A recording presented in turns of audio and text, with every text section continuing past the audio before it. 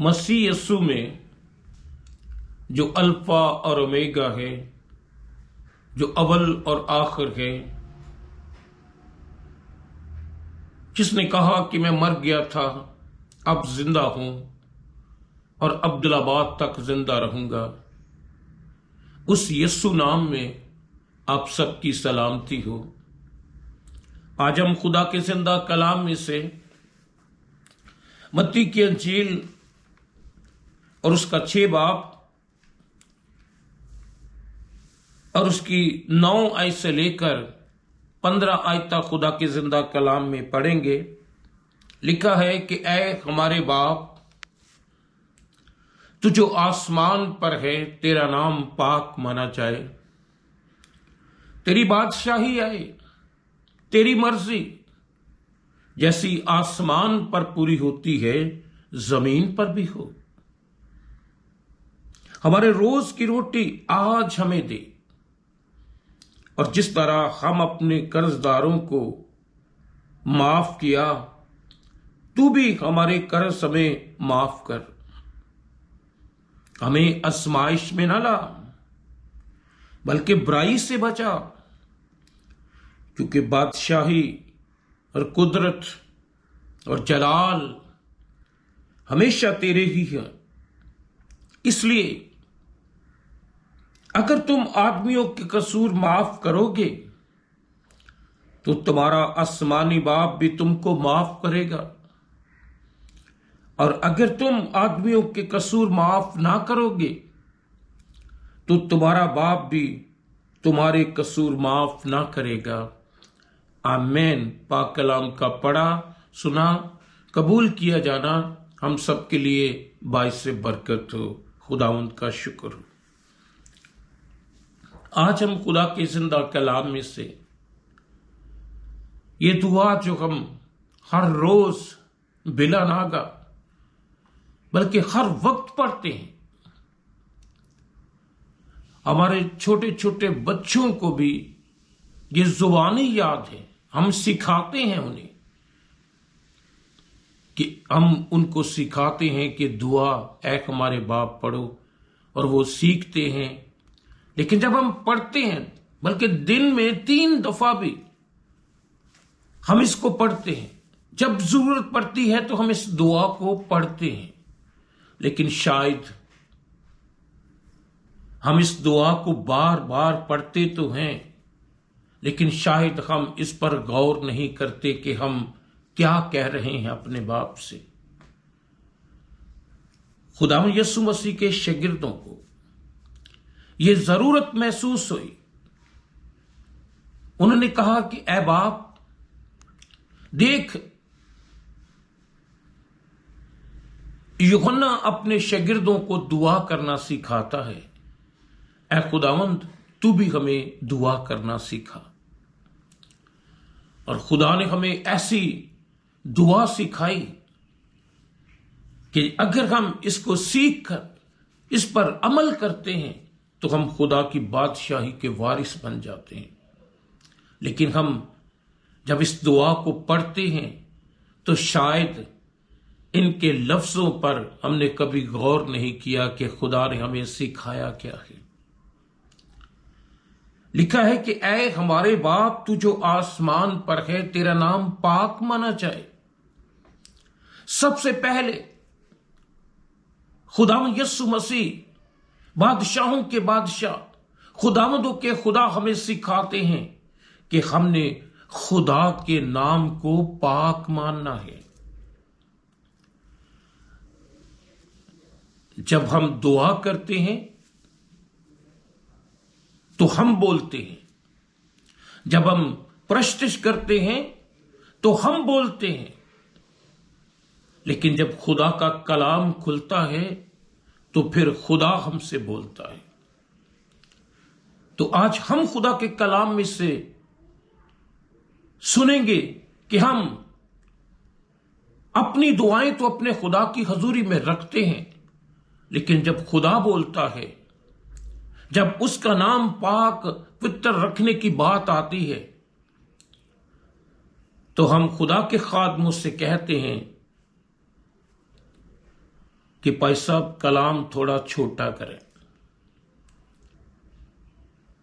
जब कलाम की बारी आती है लोग प्रश्न झूम झूम कर करते हैं, दुआएं झूम झूम कर खुदा की हजूरी में पेश करते हैं, क्योंकि उन दुआओं में हमारा लालच शामिल होता है।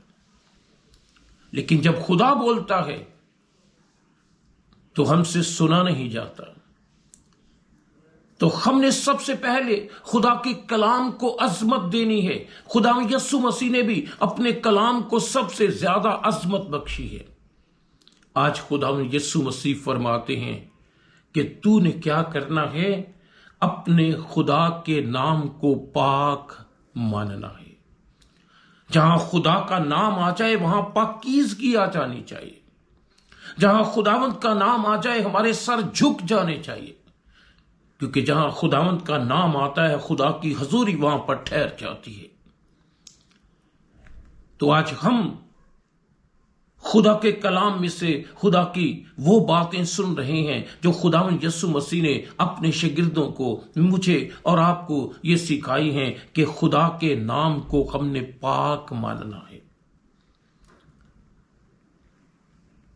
जब हम खुदावंद पर ईमान रखते हैं कि वो सच्चा है और वो जिंदा खुदावंद है और वो हर चीज पर कादिर है, वो यहोवा यरी है, वो मुहैया कर देने वाला है, वो अल्फा और ओमेगा है, जो अव्वल और आखिर है, हमने उसके नाम को पाक मानना है।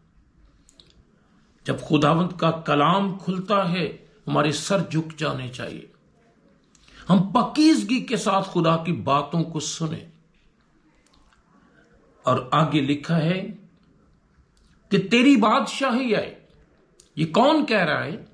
हम खुदा से कहते हैं कि ऐ खुदा तेरी बादशाही आए, तेरी मर्जी जैसे आसमान पर पूरी होती है जमीन पर भी हो। लेकिन ये कहते वक्त शायद हमने कभी गौर नहीं किया कि हम क्या बात खुदा से कर रहे हैं कि तेरी बादशाही आए। ऐ खुदा मैं चाहता हूं, मैं चाहती हूं कि तेरी बादशाही इस जमीन पर आए। जिस तरह तेरी बादशाही आसमान पर है उसी तरह मैं चाहता हूं, मैं चाहती हूं कि तेरी मर्जी जमीन पर भी इस तरह ही हो और आसमान पर उसकी मर्जी कैसी होती है। हम खुदा के कलाम में से देखेंगे कि मकाशवा की किताब में लिखा है कि खुदावंद तख्त नशी है और लाखों करोड़ों फरिश्ते 24 घंटे उसके तख्त के चारों तरफ उसे कदूस कदूस कदूस कहते रहते हैं।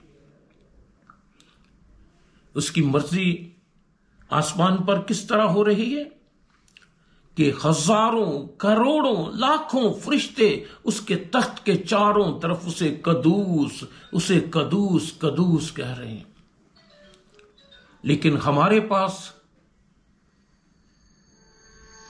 10 मिनट से ज्यादा कलाम सुनने की कुव्वत ही नहीं है। आसमान पर उसकी मर्जी इस तरह पूरी हो रही है कि आसमान पर 24 घंटे रात दिन उसे कदूस कदूस कह रहे हैं। लेकिन हम 10 मिनट भी खुदा का कलाम, उसकी सच्चाई की बातें सुन नहीं सकते। इसलिए खुदा के कलाम में यीशु मसीह फरमाते हैं कि तुम मेरी बातें इसलिए नहीं सुनते कि मैं सच बोलता हूं, तुम अपने बाप इब्लीस में से हो, क्योंकि वह झूठ बोलता और वह झूठों का बाप है।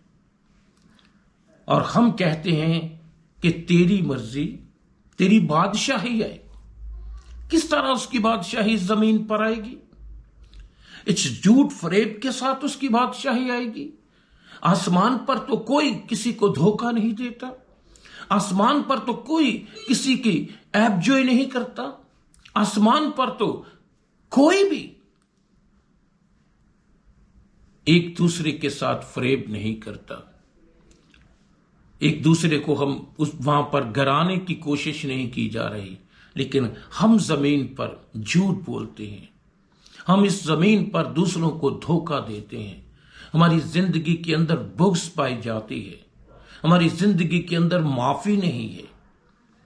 تو ہم یہ کہتے ہیں کہ تیری بادشاہی آئے، جس طرح آسمان پر تیری بادشاہی ہے، میں چاہتی ہوں کہ زمین پر بھی اے باپ تیری بادشاہی آئے۔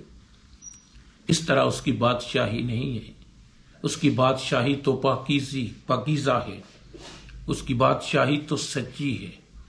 تو آگے لکھا ہے تیری مرضی جیسی آسمان پر پوری ہوتی ہے زمین پر بھی ہو۔ تیری وہ بادشاہی جس طرح فرشتے تجھے قدوس قدوس کہتے ہیں، جہاں فریب دھوکہ نہیں ہے، اس طرح میں بھی چاہتا ہوں کہ زمین پر اس طرح ہی تیری بادشاہی پوری ہو۔ خدا کے کلام میں متی کی انجیل اس کے 7 باب اس کی 20 آیت میں لکھا ہے کہ ان میں ہر ایک آسمان کی بادشاہی میں داخل نہ ہوگا، ان میں سے ہر ایک آسمان کی بادشاہی میں داخل نہ ہوگا، مگر وہی جو میرے آسمانی باپ کی مرضی کو پورا کرتا ہے۔ آج ہم خدا کے کلام میں سے سن رہے ہیں کہ آسمان کی بادشاہی میں وہ داخل ہوگا جو اس کی مرضی کو پورا کرتا ہے۔ اور اس کی مرضی کیا ہے؟ ہم پہلا تکانیسیوں 5 باب اس کی 16 آیت میں لکھے ہم دیکھیں گے کہ وہاں پر لکھا ہے کہ ہر وقت خوش رہو، بلا ناگا دعا کرو، ہر ایک بات میں اپنے خداوند کی شکر گزاری کرو، کیونکہ مسیح یسوع میں تمہاری بابت خدا کی یہی مرضی ہے۔ تو ہم نے خدا کی مرضی کو جانا کہ خدا کی مرضی کیا ہے، خدا چاہتا کیا ہے ہم سے۔ ہم کہتے تو ہیں کہ تیری مرضی پوری ہو، جیسی آسمان پر پوری ہوتی ہے زمین پر بھی ہو۔ اگر ہم اس کی مرضی کو پورا کرنا چاہتے ہیں، اگر ہم خدا کی بادشاہی میں داخل ہونا چاہتے ہیں، تو پھر ہمیں اپنے آسمان اور زمین کے بنانے والے خدا کی مرضی کو پورا کرنا پڑے گا۔ یوحنا کی انجیل اس کے 14 باب میں لکھا ہے کہ لیکن یہ اس لیے ہوتا ہے کہ دنیا جانے کہ میں باپ سے محبت رکھتا ہوں، اور جس طرح باپ مجھے حکم دیا میں ویسا ہی کرتا ہوں، جس طرح میرا باپ مجھے حکم دیتا ہے میں ویسا ہی کرتا ہوں۔ اور جو لوگ خدا کے حکم کو مانتے ہیں، خدا کی مرضی کو پورا کرتے ہیں، خدا انہیں اپنی بادشاہی میں داخل کرتا ہے۔ آگے لکھا ہے ہمارے روز کی روٹی آج ہمیں دے، اور جس طرح ہم نے اپنے قرض داروں کو معاف کیا ہے تو بھی ہمارے قرض ہمیں معاف کر۔ میرے بہن بھائیوں، آج اس فکرے پر غور کیجئے گا، آج اس دعا پہ غور کیجئے گا کہ ہم خدا سے کیا کہہ رہے ہیں، کہ جس طرح ہم نے اپنے قصورواروں کو معاف کر دیا ہے، اے خدا اب تو بھی ہمیں معاف کر دے۔